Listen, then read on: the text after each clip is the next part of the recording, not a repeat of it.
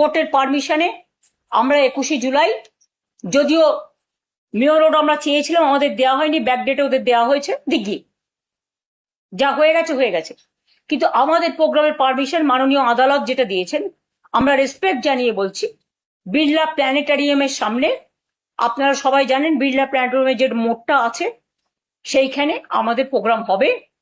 বেলা 11টা থেকে এসে আপনারা সবাই জমায়েত হবেন। আমার ছবির দরকার নেই, কারো ছবির দরকার নেই, তৃণমূলের সিম্বলটা দেবেন আর বিড়লা প্ল্যানেটেরিয়াম চলো বা কলকাতা চলো স্লোগানটা রাখবেন। আর জায়গাটা হচ্ছে বিড়লা প্ল্যানেটেরিয়াম। আমাদের ভুল করে অন্য জায়গায় যাবেন না, পুলিশ যদি অন্য জায়গায় ঢুকিয়েও দেয় বাঁধ ভেঙে চলে আসবেন।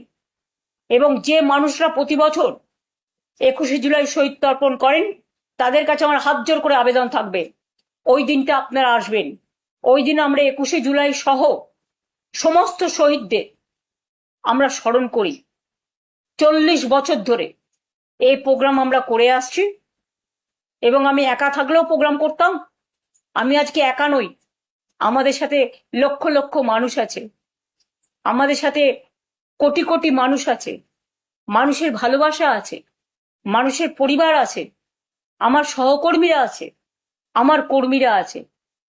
আর মনে রাখবেন, একজন চলে গেল বলে আর একজনকে অবিশ্বাস করার কোনো কারণ নেই।